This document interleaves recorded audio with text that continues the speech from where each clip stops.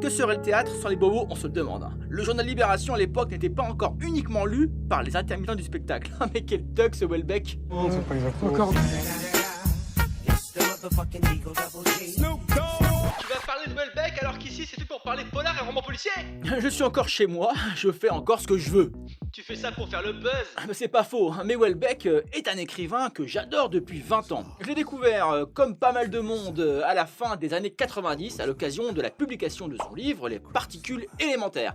Et tu le sais peut-être pas, mais il est aujourd'hui l'un des plus grands écrivains français, les plus importants, et il vaut beaucoup mieux que sa réputation. Je sais que tu en doutes. À moins de vivre dans une grotte, de ne pas avoir la télé, internet ou un petit poste de radio, tu es obligé d'être au courant que son nouveau roman Sérotonine vient de sortir, vu ta page médiatique. Non, moi je suis pas au courant. Alors avant de commencer cette chronique, je te préviens, je ne bosse pas pour Télérama ou France Culture, alors ne t'attends pas à une critique évoluée ou un télo du dernier Welbeck.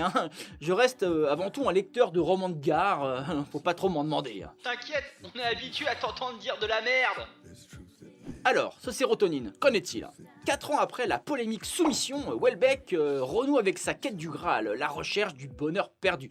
Depuis extension du domaine de la lutte, cette question du bonheur est au centre de son œuvre. Il y a donc quelque chose d'émouvant à retrouver le Michel Houellebecq que l'on aimait tant, un peu comme un vieil ami. Florent Claude, le personnage Houellebecquien dans toute sa splendeur et indissociable de l'œuvre, est au centre de l'histoire. C'est un quarantenaire sous antidépresseur, comme beaucoup, et pas à cause de son prénom improbable de Florent Claude.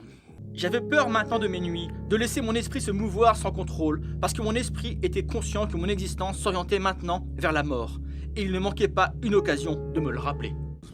Mais en fait, il n'y a pas vraiment d'histoire dans Sérotonine. On va dire plutôt une alternance de scènes de cul, de visites de chambres d'hôtel et l'habituel cynisme dépressif. Au fil des rencontres, le roman prend alors l'allure d'une dérive mélancolique et nostalgique. Dans de longs monologues, Welbeck s'impose comme le maître pour passer d'un sujet à un autre, en y glissant des pics bien sentis. Cela donne souvent de bons effets comiques, et d'ailleurs son humour est toujours un peu méchant. C'est ça qui est drôle, justement. C'est marrant. Dans ses romans et dans ce roman, Welbeck ne défend pas de thèse, c'est lui qui le dit. Il met des personnages dans une situation donnée. Et bien qu'il se revendique non idéologue, il décrit via Florian Claude le suicide de la France via l'Union Européenne. On va même dire que c'est le thème un peu du bouquin. Bref, je ne suis pas là pour te convaincre de l'acheter ni de l'aimer, ou quoi que ce soit, vu le niveau de mon argumentaire. Tu fais ce que tu veux en fait. Moi, j'ai passé un bon moment de lecture et c'est le principal. Allez, ciao ciao. Au fond, je vous aime bien, mais je suis quand même content de reprendre ma vie. Oui.